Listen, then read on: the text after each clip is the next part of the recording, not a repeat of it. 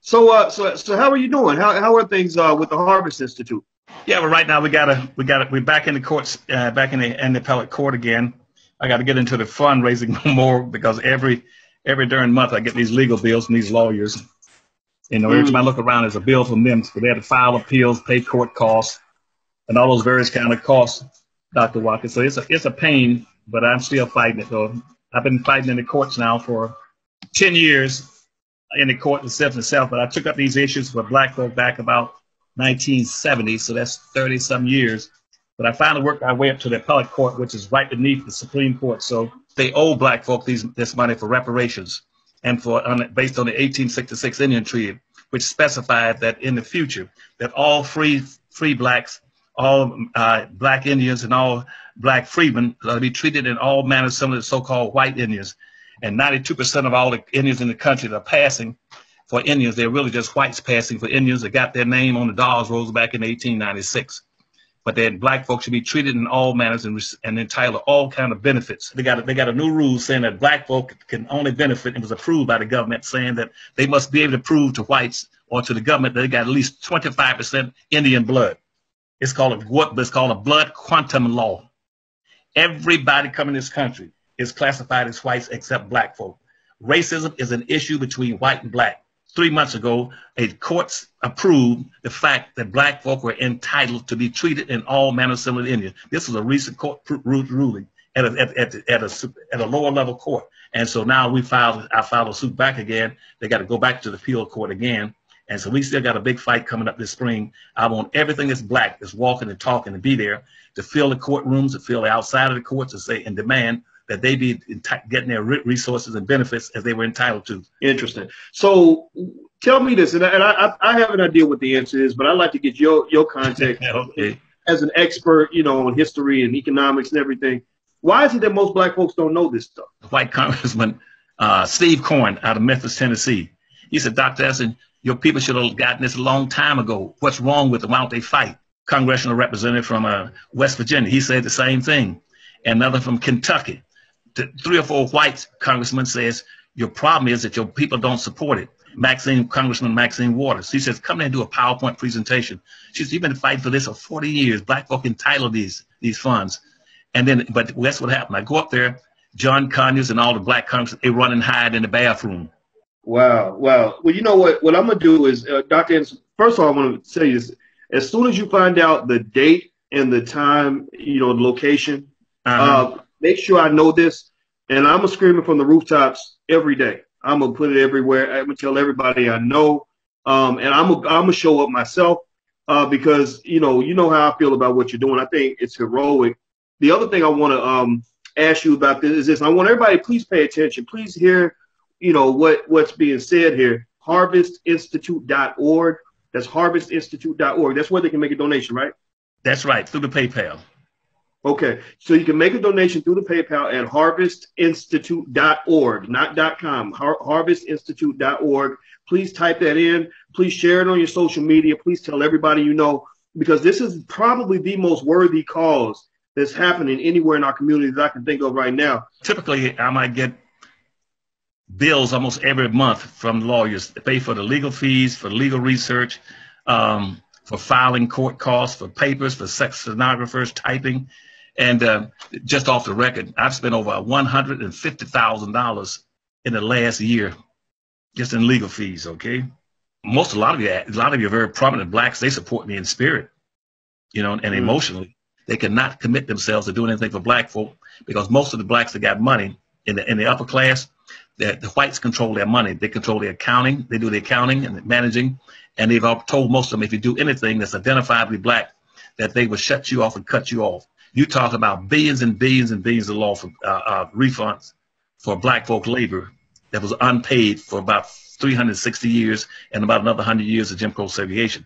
And I went to try to raise money for Harvest Institute, Xerox, Pepsi, Xerox, Coca-Cola, and a couple of fast food restaurants, Sunoco Oil. And they finally told me, said, Dr. Anderson, you got to understand, we cannot give any money directly to black folk. They said that we'll give it to your Harvest Institute if you make one change in your program. I said, what's that change? They said, if you take the focus off of black folk, Dr. Watkins, and put it on minority, women, children, and immigrants, we'll give you money annually. And I said, I found that to be insulting. And our people always talk about they got constitutional rights. You don't have any constitutional rights. The Constitution defined blacks specifically as being 3/5 of a human property and no humanity equal to a field animal. Wolf. I hope y'all are hearing this. I mean, I hope everybody that's watching is hearing, you know, what he's saying. And he's one of the few people. This is why I respect him. I want everybody to know this. This is why I love talking to this man, is because he's one of the few black folks that has no problem saying, let's talk about black people first. Let's put black people first. We can still do stuff with everybody else. We still connect on some level, but you have to have a core. You have to have a base. Words mean something, but it means a lot more when you write a check. You got to put your money where your mouth is. And so I know I'm going to do that. I'm going to give thousands of dollars to the Harvest Institute. I have made business deals with Dr. Anderson. This year on the tour, Dr. Anderson's agreed to join the tour. He's going to do Powernomics certifications in different cities where you can get certified in Powernomics. The black business schools behind this, we're going to give thousands of dollars to this, but we can't do it ourselves. But I do know this. I do know, as a community, if all of us just go to harvestinstitute.org and just do our part, then all these legal bills will be covered. I mean, you can't argue against the merits of the lawsuit. You can't argue against what the man's trying to do. Just go to harvestinstitute.org, and here's what I want you to do. Just think about it like this. I'm not telling anybody to do anything. This is my suggestion. Think about the movie that you just saw, The Black Panther. Great movie. Everybody loves it. Ain't nothing wrong with going to enjoy that movie. In your mind, try to think to yourself, how much did I spend that night going to see The Black Panther? How much did I spend on my movie ticket, on the popcorn and the drinks and going out to dinner, taking my kids, you know, all of that, and add that total up in your head and go to harvestinstitute.org and make a donation to the reparations lawsuit that matches or exceeds the amount that you gave to Disney when you went to go see Black Panther. That's where it can start. It ain't going to set nobody back. It probably won't cost you more than getting your hair done or getting a new pair of shoes, but it'll make a huge difference if all of us come together and do this together. And I'm going to be right there with you. I'm going to be right out front. Now, Dr. Anderson, I want to go back and kind of ask you a question that's kind of related to this. Now, have you been following all the buzz about the Black Panther movie and everything else that's been going on? Yeah, I heard about it. As a matter of fact, members of my family went to see it. And as you indicated a few minutes ago, it's a fine movie. It's a fine opportunity. It's an advancement for black folk in the film industry. But I operated a little bit above that. My interest is a little higher than that. See, my interest is more about things that are quantitative, that are measurable. See, what I want black achievements, I want black to have are things you can go to the bank, you can count, you can measure. And see, and if you keep placing all your emphasis on some form of entertainment, you're taking me back in history. See, the safest blacks in this nation were established. A parameter was established for them, Borkins, way back during slavery, where white folks says that the safest black is an entertaining black. So on the plantations, every Saturday night, what white folk would do, they would invite all the slaves. This was typical in every plantation. They would invite every slave up to the White House, up to the mansion, and they would serve them iced tea and lemonade. Every black then was either, if you find entertaining, they either chasing a football, basketball, tennis ball, golf ball, bowling ball, singing, dancing, telling jokes, pretending they're having a ball. And see, and that's that is a safe black. They said entertaining black is 100 times safer than a birth control pill. Okay? 99% of them would be strictly entertaining. And see, that's what makes you different. See, you're trying to your best. That's why I admire you, respect you as a friend and a professional person. You're saying, get out of that. You should be successful other than being an entertainer. That's the only thing that white folk would approve. And blacks know that. A lot of them right now, they're giving in to the realities of racism. They just really don't care anymore. See, slavery should not have lasted more than 3 weeks to a month if black folk had the appropriate attitude to say, hey, I'm just not going to do it.